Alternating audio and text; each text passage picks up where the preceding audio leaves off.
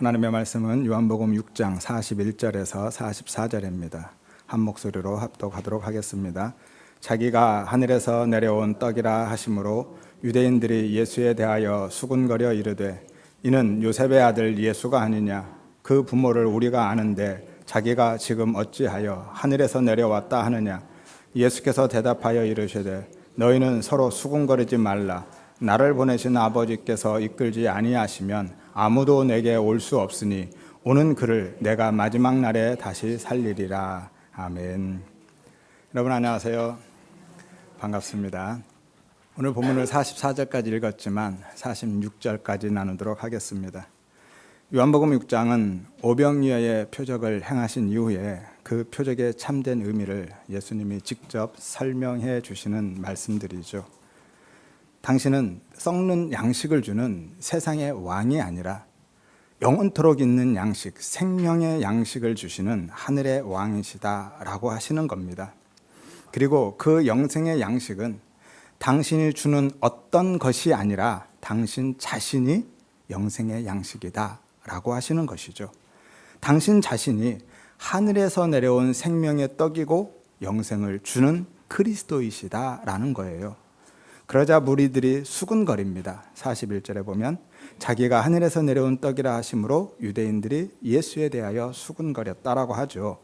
여기에서 유대인이라고 하는 것은요, 이스라엘 민족이라는 혈통적이고 중립적인 의미로 사용하고 있는 것이 아니라 그리스도 복음을 대적하고 있는 율법주의, 그리고 자기의 의를 추구하는 유대주의, 나만 바라보고 나만 위하면서 살아가고 있는 인본주의적인 삶을 상징하고 있는 거예요. 그래서 부정적인 의미로 사용하고 있습니다. 그리고 그것이 바로 율법이라는 종교적 틀 안에 갇혀 있는 지금 우리의 모습이다라는 거예요. 그 안에 내가 있는 거죠. 또한 수군거리다라는 것은요, 공규조라는 단어인데요, 원래 의미가 투덜대다, 불평하다라는 거예요. 이것이 그들의 불신앙이죠. 그런데 이 장면 어디서 많이 본 것 같지 않습니까? 어디서 보셨어요? 하늘에서 생명의 떡이 내려왔는데 그 떡을 앞에 두고 원망하고 불평하고 있는 장면, 어디에서 보셨습니까? 광야의 만나 사건이죠. 출애굽기 16장 15절에 보면 만나를 보고 이것이 무엇이냐라고 하죠. 처음에는 난생 처음 보는 것이라서 이게 뭐지? 라고 했지만 나중에는 이게 뭐야? 라는 의미로 사용하고 있는 거예요. 아무것도 아니잖아 라는 거죠. 민수기 11장 6절에 보면 이 만나 외에는 보이는 것이 아무것도 없도다. 만나가 지겨워진 거예요. 그래서 고기 좀 달라고 하고 있는 거죠. 민수기 21장 5절에도 보면 대놓고 만나를 무시하죠. 백성이 원망하되 우리 마음이 이 하찮은 음식을 뭐예요? 만나잖아요. 싫어한다라고 하죠. 오늘 본문에도 똑같은 일이 벌어집니다. 그 만나의 원형이고 실체로 오신 예수님 앞에서 동일하게 원망하고 불평하고 있는 거예요. 완전히 데칼코마니죠. 요한이 의도적으로 광야의 만나 사건을 끌어와서 그들의 불신앙을 폭로하고 있는 것이죠. 그런데 뭐라고 불평합니까? 42절을 보세요. 이는 요셉의 아들 예수가 아니냐? 그 부모를 우리가 아는데 자기가 지금 어찌하여 하늘에서 내려왔다 하느냐? 여기서 알다라는 것은요, 기노스코가 아니라 에이도라는 단어예요. 기노스코는 아시죠? 경험을 통해서 깊이 아는 것, 인격적으로 아는 것을 기노스코를 씁니다. 그래서 부부관계를 이야기할 때 이 기노스코를 쓰죠. 하지만 오늘 본문은요, 인지하다, 지식을 갖다라는 의미의 에이도를 쓰고 있어요. 단순히 정보를 가지고 있는 상태라는 거예요. 그리고 그것으로 그들이 확신하고 단정하고 있는 것을 가리킬 때 사용하고 있는 겁니다. 그래서 자기들끼리 지금 불평만 한 것이 아니라 예수님께 거칠게 항의하고 있는 모습을 보이고 있는 거예요. 왜냐하면 예수님이 내가 하늘에서 내려왔다라고 하는 것은 당신이 곧 하나님이시다라는 이야기를 하고 있는 거거든요. 그들이 볼 때는 하나님에 대한 모독입니다. 신성 모독이에요. 그들은 예수님을요, 코 흘리게 때부터 보아왔다라는 거예요. 그러니 이해할 수도 용납할 수도 없는 것이죠. 하지만 사실은 그들이 예수님을 깊이 경험하고 알고 있는 것이 아니라 겉으로만, 정보로만 가지고 있었던 거예요. 그럼에도 불구하고 얼핏 보면은요, 그들의 말이 굉장히 합리적이고 상식적인 것처럼 들립니다. 하지만 거기에 속으면 안 돼요. 그것은 사실 그들의 원망과 불평의 진짜 이유를 감추기 위한 프레임 전환에 불과하거든요. 신앙에 있어서 가장 경계해야 할 것 중에 하나가 바로 그 합리성, 이성적인 것, 상식적인 것입니다. 왜냐하면 그것들은 대부분 인본적이기 때문이에요. 인간 중심적인 생각이기 때문이라는 거예요. 그렇다고 해서 기독교 신앙이요, 비상식적이다 혹은 비이성적이거나 비합리적이다라고 하는 것이 아닙니다. 다만 그것으로 우리의 이성과 상식과 합리성으로 하나님을 제한하거나 우리의 신앙을 규정하면 안 된다라는 말씀을 드리는 것이고요. 그것들을 사람의 이성과 상식과 합리성을 하나님의 계시, 하나님의 말씀보다 우선시하면 안 된다라는 거예요. 아무튼 그들이 원망하고 불평한 근본적인 이유는 따로 있습니다. 내가 하늘에서 내려온 떡이라는 말씀이요, 자신들의 의와 가능성과 주도권을 모두 다 부정하고 기각하고 있기 때문인 거예요. 선악과를 입어물고 태어난 인간은요, 무엇이든지 내가 판단하고 내가 선택하고 내가 결정해서 내가 쌓아가고 내가 이루어가고 내가 도달하고 싶어 합니다. 특히 구원에 있어서라면 더욱 그 주도권을 움켜쥐고 싶어 하는 거예요. 이것이 유대주의고 율법주의고 인본주의인 거죠. 그래서 본문에서 그들을 그냥 무리라고 하지 않고요, 뭐라고 한다고요? 유대인이라고 하는 거예요. 부정적인 의미로 사용하고 있는 겁니다. 그런데 예수님은 지금 정반대로 말씀하고 계시잖아요. 인간의 모든 판단과 선택과 성취의 가능성을 완전히 부정해버리시고 그들이 지금까지 쌓아온 모든 의와 공로를 기각하고 계시거든요. 그리고 오직 당신을 통해서만 거저 주어지는 은혜의 구원을 선언하고 계신 거예요. 그래서 그들은 그 예수님의 말씀을 이해하거나 용납할 수 없었던 겁니다. 그러면 그동안 자기들이 쌓아온 그 모든 것들이 한순간에 다 무너지잖아요. 은혜가 선명하게 드러날수록요, 인간의 공로는 희미해지고 무용해집니다. 그래서 나를 포기하고 은혜를 선택할 수 없는 거예요. 아담 안에 있는 인간은요, 은혜가 가입되지 않는 한 항상 나만 선택하게 되어 있거든요. 그래서 이들이 지금 이렇게 불평하고 원망하고 항의하고 반발하고 있는 거예요. 42절 다시 보세요. 이는 요셉의 아들 예수가 아니냐? 그 부모를 우리가 아는데 어찌하여 하늘에서 내려왔다 하느냐? 이 말은요, 그들이 궁금해서 몰라서 묻고 있는 질문이 아니라 믿을 수 없다라는 거예요. 믿지 않겠다라고 선언하고 있는 거예요. 그래서 예수님을 인간 수준으로 끌어내리고 있는 겁니다. 왜죠? 그래야 은혜에 의한 구원의 방식을 무너뜨리고 공로에 의한 구원의 방식을 주장할 수 있기 때문인 거죠. 그래야 지금까지 자신들이 쌓아온 그 모든 것들을 지킬 수 있기 때문인 겁니다. 그래서 예수님을 자신들이 이해하고 해석할 수 있는 가능한 범위로 제한해버리고 규정하고 있는 것이고요. 그렇게 프레임을 전환해버리는 겁니다. 은혜에서 공로로. 이것이 인간의 타락한 본성이고 어리석음입니다. 아담 안에 있는 인간은요, 내 것을 지키기 위해서라면 무엇이든 합니다. 무엇이든 외면해버리고 버릴 수 있어요. 그것이 생명이라 할지라도, 그것이 하나님이라 할지라도요. 이게 바로 은혜가 가입되지 않은 어둠의 특징인 거예요. 어둠은 빛으로 인해서 자신들이 어둠으로 드러나면 둘 중에 하나를 선택합니다. 빛을 외면하고 숨어버리든지 아니면 달려들어서 빛을 밟아서 끄려고 하든지. 그래서 그들이 이후로 어떻게 합니까? 계속해서 예수님을 대적하잖아요. 그리고 결국 예수님을 십자가에 못 박아 죽여버립니다. 그런데 그게 바로 지금 우리의 모습이다라는 거예요.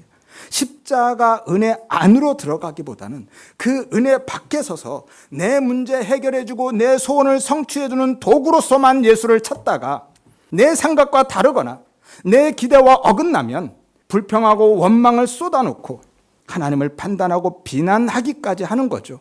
어떻게 나한테 이러실 수 있느냐라는 거예요. 그리고 심하면 하나님을 떠나기까지 하죠. 그런 하나님은 필요 없다라는 거죠. 이것이 오늘 유대인들의 불신앙인 거죠. 따라서 하나님에 대해서, 성경에 대해서 많이 안다라고 해서요, 혹은 하나님이나 예수님을 부지런히 찾고 열심히 섬긴다라고 해서 다 믿음은 아니다라고 말씀드린 겁니다. 오늘 유대인들은 그것들이 오히려 예수를, 진리를, 그 생명을 거부하고 외면하는 이유가 되어버렸잖아요. 그래서 믿음도 내 안에 있는 확신이나 결단이 아니라 택한 백성들에게 주시는 은혜의 선물이다 라고 말씀드리는 겁니다. 그래서 43절에 보면 예수님이 매우 단호하게 명령하죠. 서로 수군거리지 말아라 라고요. 현재 명령법입니다. 당장 그 행위 그만두어라 라고 하시는 거예요. 예수님이요, 그들의 그 말을 논리적으로 설명하고 설득하려 하지 않고요, 그들의 불평과 원망, 불신의 그 수군거림을 단칼에 끊어내고 계신 거예요. 이처럼 은혜는요, 복음은 논쟁의 대상이 아닙니다. 설명하고 설득하거나 또는 증명하거나 합의의 대상이 아니라는 거예요. 그냥 선언하고 선포하는 겁니다. 아무튼 따라서 유대인들의 그 수군거림은요, 단순히 예수님의 말씀에 대한 거부 반응이 아니라 왜 사람은 예수님께 나오지 못하는지, 왜 우리는 스스로 예수님을 믿을 수 없는지, 아담 안에 있는 인간들의 그 무력하고 불가능한 실존을 드러내고 있는 말씀인 거예요. 그러면 왜 그들은 예수를 믿지 못했을까요? 결론부터 말씀드리면 하나님의 이끄심이 없었기 때문이죠. 한마디로 하나님이 주시지 않았기 때문입니다. 그들은 많은 이적을 보고 기적을 경험했잖아요. 그리고 계속해서 예수님의 말씀을 들었지만 하나님의 이끄심의 은혜가 없기 때문에 계시의 말씀에 믿음으로 반응하지 못하고 여전히 불평하고 불만하고 있는 거예요. 44절을 보세요. 나를 보내신 아버지께서 이끌지 아니하시면 아무도 내게 올 수 없다 하죠. 나를 믿을 수 없다라는 거예요. 여기서 아무도라는 것은 우데이스라는 건데요, 단 하나도 아닌, 어떤 것도 아닌이라는 의미입니다. 그리고 올 수 없다라는 것은 현재 시제예요. 늘 항상 갈 수 없다라는 것이죠. 항시적이고 지속적인 무능력 상태를 의미하고 있는 단어입니다. 그래서 하나님이 어떻게 하신다고요? 우리는 스스로 항상 언제도 하나님 앞에 누구도 나아갈 수 없기 때문에 하나님이 어떻게 하신다고요? 이끌어내신다고요. 여기서 이끌다, 헬키오라는 단어인데요, 매우 중요하죠.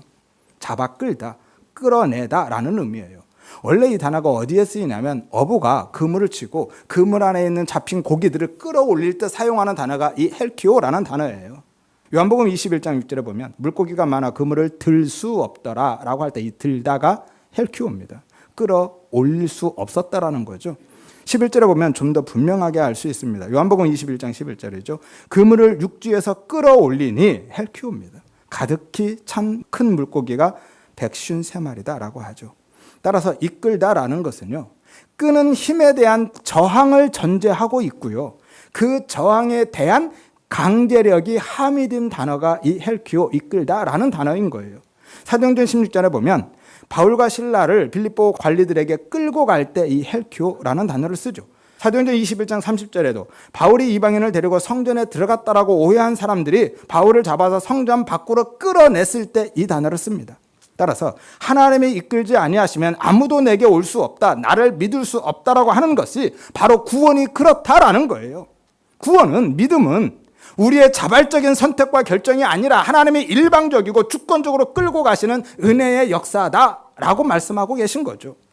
그렇다고 해서 하나님이요, 세상의 폭군처럼 물리적인 힘으로 억압해서 강제로 목줄 채워서 끌고 간다라는 것이 아니라 하나님이 은혜와 국률로 품고 가시고 안고 가신다라는 의미예요. 하나님이 이스라엘 백성들을 애굽에서 그렇게 인도해 내셨고 광야도 그렇게 이끌어 가셨죠. 애굽에서 이스라엘 백성들을 어떻게 인도해 냈다고 하셔요? 성경에서 업어서 인도해 냈다고 하시죠. 광야는요, 안아서 이끌어 가셨다라고 하십니다. 출애굽기 19장 4절에 내가 독수리 날개로 너희를 업어서 내게로 인도해 냈다. 출애굽 사건이죠. 신명기 1장 31절에 사람이 자기의 아들을 안는 것 같이 여호와께서 너희를 안으사 이곳까지 이르게 하셨다. 가나안 앞에서 하는 이야기죠. 광야를 하나님이 그렇게 그들을 안아서 오셨다라는 거예요. 이것이 하나님의 일방적이고 주권적으로 행하시는 불가항력적인 이끄심의 은혜다라는 거예요. 이스라엘 백성들이 스스로 애굽을 벗어나거나 광야를 통과할 능력이 전혀 없었기 때문에 하나님이 그들을 애굽에서는 등에 업어서 나오셨고 거친 광야는 품에 안아서 가셨다라는 거예요. 이것이 불가항력적인 은혜이고 우리의 구원인 거예요. 우리가 스스로 예수님께 나아갈 수 없고 믿을 수 없기 때문에 하나님이 당신의 은혜로 장악하셔서 그렇게 이끌어 가시는 것이죠. 생각해 보세요. 인간은요, 아담 안에서 전적으로 타락했기 때문에 자신들이 처한 상태가 어떤 상태인지도 모릅니다. 왜 구원이 필요한지조차도 몰라요. 그런데 어떻게 스스로 하나님을 찾고 믿음을 선택하고 은혜를 구할 수 있겠습니까? 로마서 3장 10절에서 12절에 이렇게 말씀합니다. 의인은 없나니 하나도 없다. 깨닫는 자도 없고 하나님을 찾는 자도 없고 다 치우쳐서 무익하게 되었다. 못쓰게 되었다라는 거예요. 선을 행하는 자는, 여기서 선은 윤리도덕적인 선이 아니라 하나님 편을 선택하는 것을 선이라고 합니다. 하나님을 믿는 것이 선인 거예요. 선을 행하는 자도 없나니 하나도 없다라고 하시죠. 왜 의인이 하나도 없고 그 의를 깨닫는 자도 없고 하나님을 찾는 자도 믿는 자도 없다고 하시죠? 왜냐하면 아담이 선악과를 먹는 순간 모든 인간은 죽은 자가 되었기 때문인 거예요. 죽었습니다. 하나님이 아담에게 뭐라고 하셨습니까? 선악과 주면서 먹으면 반드시 죽는다고 하셨죠. 무트 죽고 또 죽는다라는 거거든요. 반드시 죽는다. 그 죽음은 우리가 생각하는 육체적 죽음이 아니라 하나님과의 영적인 단절, 영적인 죽음이죠. 마치 전원에서 분리된 이 전등과 같아요. 전원을 내리면 어떻게 됩니까? 불이 금방 꺼져버리죠. 순식간에 나가버립니다. 이게 단절인 거예요. 하나님과의 단절, 그것이 죽음인 겁니다. 전원에서 분리되면 그 순간 우리는 생명의 빛을 잃어버리는 거예요. 그래서 아담은 선악과를 먹는 순간 영적으로 완전히 죽음의 상태가 된 거예요. 그리고 그 아담 안에 우리가 있는 거고요. 따라서 아담 안에 있는 모든 인류는 영적으로 죽은 자인 거죠. 그런데 그런 인간이 어떻게 스스로 하나님 앞에 나올 수 있고 예수를 그리스도로 믿을 수 있겠느냐라는 거죠. 그래서 아무것도 할 수 없다라고 하신 겁니다.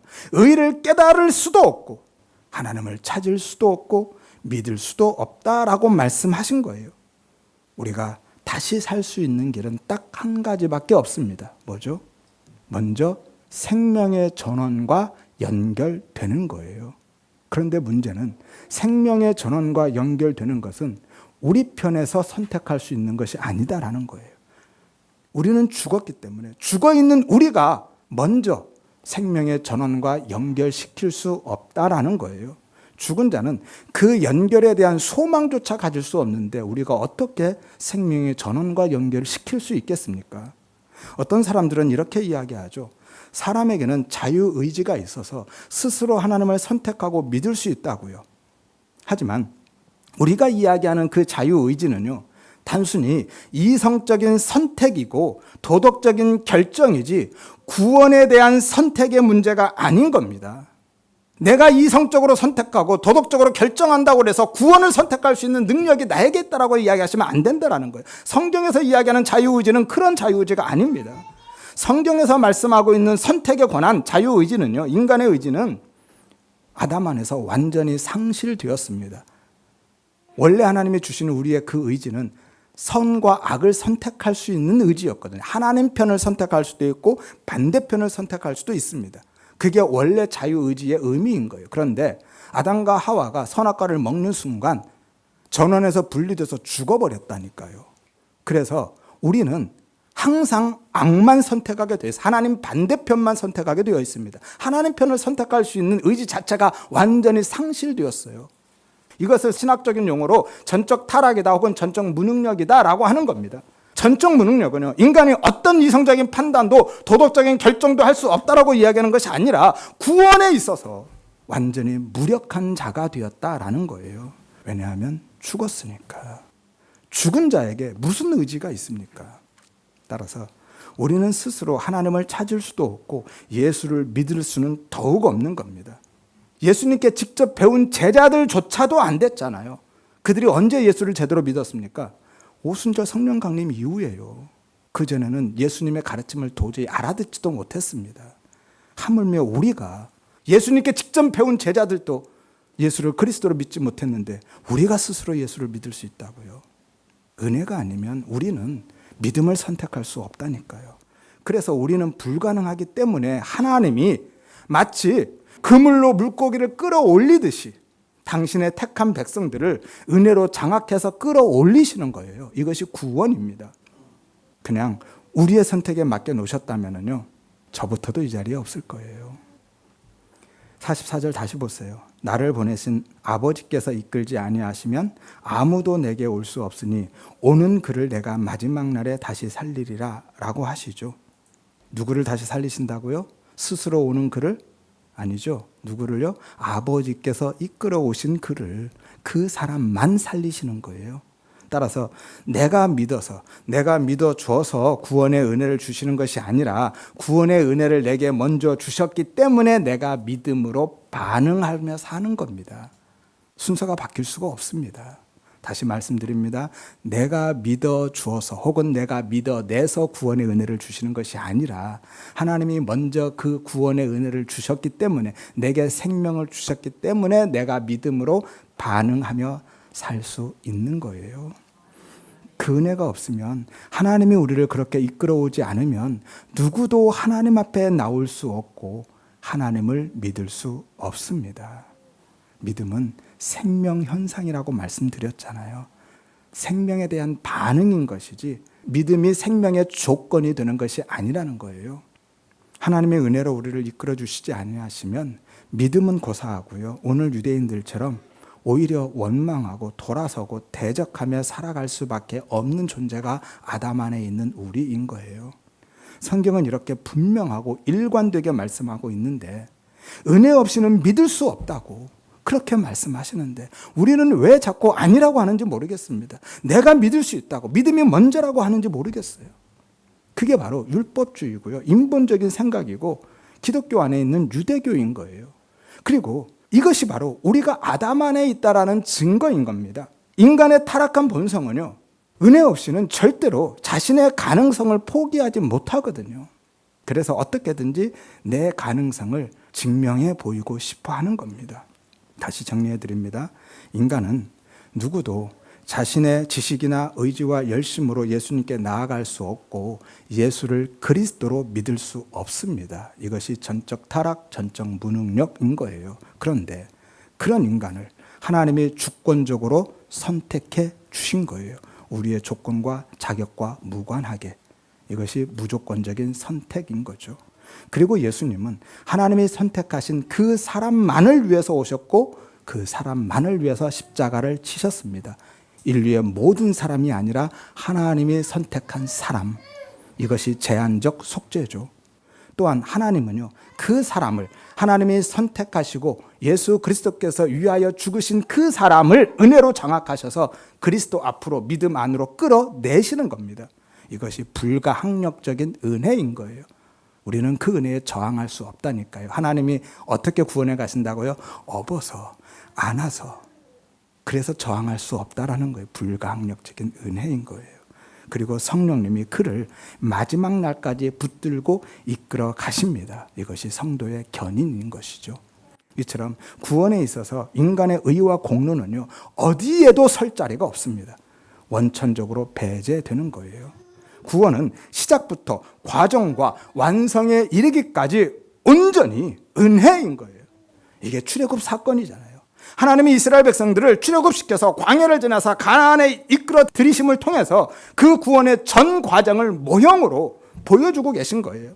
출애굽에서 시작해서 가나안에 입성하기까지요, 온전히 하나님이 시작하셨고 하나님이 이끄셨고 하나님이 완성해내신 은혜의 사건이잖아요. 이것이 구원이라니까요. 내가 살려는 줬으니까 이제부터는 니들이 믿음 잘 지켜서 구원을 이루어 가라 라고 하지 않으시는 거예요. 출애굽 때도 그렇게 말씀하지 않으셨죠. 홍해는 야, 내가 건너게 해주었으니까 이제 광야는 니들이 알아서 가봐 라고 하지 않으시잖아요. 하나님이 안고 가셨다니까요. 구원은 처음부터 끝까지 오직 은혜로 주어지는 겁니다. 믿음도 우리가 붙들고 가는 것이 아니라 하나님이 붙들고 가시는 거예요. 그래서 우리의 구원이 확실하다라고 하는 거고요. 천주교는요, 자기들의 구원을 붙들고 가기 때문에 끝까지 구원을 확신하지 못하는 겁니다. 그러면 하나님은 우리를 어떻게 이끌어 가실까요? 하나님의 이끄심은 어떤 방식으로 우리 안에서 실제가 될까요? 45절을 보세요. 선지자의 글에 그들이 다 하나님의 언약 안에 있는 자들 말씀하는 거예요. 하나님의 언약 안에 있는 자들이 다 하나님의 가르치심을 받으리라 기록되었은즉 아버지께 듣고 배운 사람마다 내게로 온다라고 말씀하죠. 이사야서 53장 13절을 인용한 말씀인데요. 어떻게 우리를 이끄신다고요? 강제적인 힘이 아니라 가르치셔서 하나님이 직접 가르치신다라는 거예요. 여기서 가르치심은요, 사람에게서 배우고 있는 지식이 아닙니다. 종교적이고 율법적인 그런 외적인 가르침이 아니라 성령님을 통한 내적인 가르침을 말씀하고 있는 것. 이것을 신학적인 용어로 조명이라고 하는 겁니다. 하나님의 진리의 빛을 비춰주셔서 깨닫게 하시는 거죠. 진리의 말씀을 통해서 가르쳐 주시는 겁니다. 말씀이 하나님의 조명의 도구인 거죠. 아담과 하와가 타락한 순간 우리는 완전히 죽은 상태, 영적으로 어둠의 상태가 되어버렸습니다. 깜깜한 어둠에서는 아무것도 선택할 수가 없는 거예요. 그런데 깜깜한 어두운 밤에 빛이 딱 비추면 그 빛이 비친 곳은 보이죠. 그게 조명인 거예요. 우리는 영적으로 완전히 어둠에 묻혀 있는데 하나님의 진리의 빛을 비춰주시면 빛은 그것이 보인다라는 거예요. 하나님이 그리스도의 생명을 비춰주시면 그리스도가 생명으로 발견되어지는 거예요. 내가 발견하는 게 아니라. 이것을 조명이라고 하는 거예요. 그런데 그 조명의 도구가 뭐라고요? 말씀. 진리의 말씀을 통해서 비춰주신다라는 거예요. 로마서 10장 17절에 보면 믿음은 들음에서 나고 들음은 그리스도의 말씀으로 말미암는다라고 하죠. 여기에서 그리스도의 말씀이 레마의 말씀입니다. 성경에는 말씀이 두 가지 종류가 있어요. 하나는 로고스의 말씀이 있고 하나는 레마의 말씀이 있습니다. 기록된 말씀, 성경 전체는 로고스의 말씀이에요. 그것은 율법입니다. 그냥. 그런데 그 안에 담아서 주신 진짜 의미의 말씀, 그것이 레마의 말씀이에요. 그것을 진리라고 하는 것이고 복음이라고 하는 겁니다.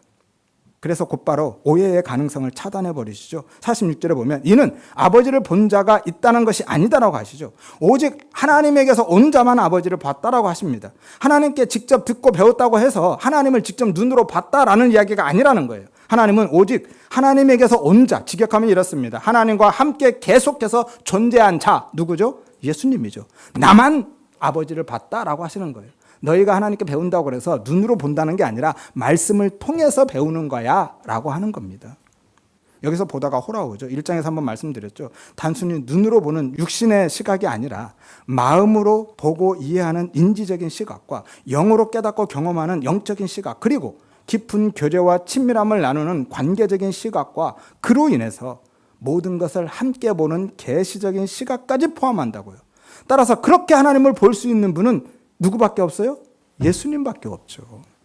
그리고 우리는 그 예수 안에서 진리의 말씀을 통해서 하나님을 보는 겁니다. 예수님이 진리의 말씀이시잖아요. 요한복음 1장 1절에 태초에 말씀이 계셨다. 그 말씀이 누구시라고요? 하나님이시잖아요. 그런데 14절에 가니까 그 말씀이 육신이 되어서 오시죠. 그러니까 진리의 말씀이 곧 예수님인 거예요. 예수님은 진리의 말씀인 거고요.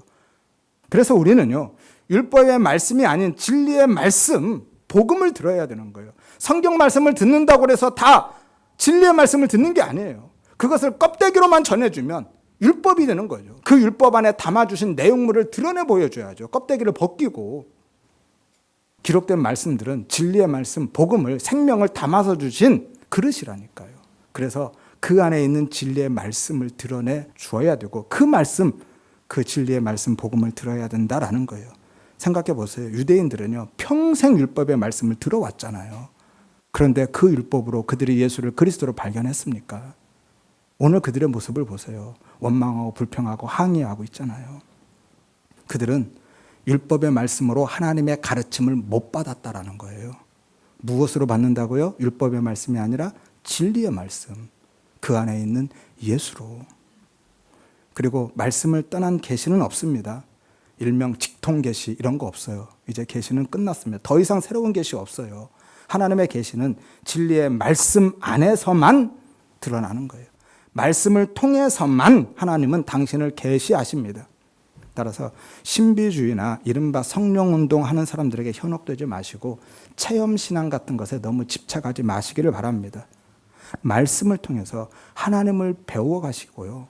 말씀을 통해서 그 하나님을 깨닫고 하나님을 경험하는 은혜를 구하셔야 돼요. 그래서 날마다 말씀을 먹으셔야죠. 어떤 말씀이요? 윤리와 도덕, 율법적인 말씀이 아니라 진리의 말씀. 날마다 그 진리의 말씀을 드셔야 됩니다. 그래야 사는 거예요. 왜 오늘날 그리스도인들의 성도들이 그렇게 생명력이 없습니까? 우리 안에 생명이 분명히 있어요. 근데 생명력이 없어요, 다들. 왠지 아세요? 진리의 말씀을 계속 안 먹으니까. 우리가 밥 안 먹으면요, 하루만 굶어도 힘이 쭉쭉 빠지죠. 날마다 우리는 생명의 양식을 먹어야 사는 겁니다. 그래야 생명력이 유지되는 거예요. 아무튼 그리고 그렇게 하나님께 듣고 배운 사람, 진리의 빛의 비춤을 받은 사람이 예수님께 나아가고 예수를 믿는다라는 거예요. 억지로 끌려나가는 것이 아니라 기쁘고 즐거이 나아가게 되는 거예요. 그리고 그것도 단회적이고 일시적인 것이 아니라 계속해서 지속적으로 현재 시제거든요. 그래서 개혁주의 신학자 존 칼빈은 이렇게 이야기합니다. 하나님은 인간을 끌어당기시되 기꺼이 따르게 하신다라고요. 우리는 끌어당기고 끌고 가시면 억지로 끌려갈 것 같죠? 아닙니다. 기쁘게 따라가게 되는 거예요. 그게 은혜인 거고요. 그러니까 우리가 지금 기쁨으로 주님 앞에 나아가고 있다라는 것은요, 즐거이 믿음으로 살아가고 있다라는 것은 내가 하나님의 택함을 받은 자녀라는 증거인 거죠. 하나님이 나에게 먼저 진리의 빛을 비춰주시고 깨닫게 해주셨다라는 증거인 거예요. 이것이 하나님의 이끄심이고요, 내적 소명인 겁니다. 그래서 우리가 예수 앞에 나온 자, 예수를 믿는 자가 된 거죠. 따라서 구원은 인간의 의지에 의한 선택과 결단의 결과가 아니라 하나님의 이끄심의 은혜의 성취인 겁니다. 그래서 구원이 은혜인 거예요. 만약에 내가 결단하고 내가 선택해서 내가 믿은 거라면 구원이 은혜일 수 없죠. 그럼 뭐죠? 내가 선택한 그 믿음이 조건이 되고 자격이 되어서 하나님이 주셔야만 하는 보상이 되겠죠. 이해되시나요? 믿음이 조건이 되면 구원은 보상이 된다니까요. 그래서 믿어서 구원받는 게 아니라 하나님의 구원의 은혜를 주셨기 때문에 믿게 되어지는 거예요. 그래서 믿음도 은혜다라고 하는 거고 구원도 은혜의 선물이다라고 하는 거예요. 내가 믿어내서 구원받는 거면 구원은 은혜가 될 수 없습니다. 은혜라는 것은 100% 거저 주어지는 것을 은혜라고 하는 거예요. 단 1%라도 그 안에 내 것이 가입되어 있으면 그건 은혜가 아닙니다. 대가와 보상이죠. 그러니까 믿음도요, 구원의 조건이 아니라 구원의 열매이고 내가 구원받은 백성이라는 증거로 나타나는 거죠. 내가 믿어서 구원받는 것이 아니라 구원받았기 때문에 믿음으로 반응하며 살아가고 있는 거예요. 차이점을 아시겠죠? 따라서 우리 모든 성도님들은 나의 무력함과 불가능함을 깨달을 수 있는 그 은혜를 먼저 구하시기를 바랍니다.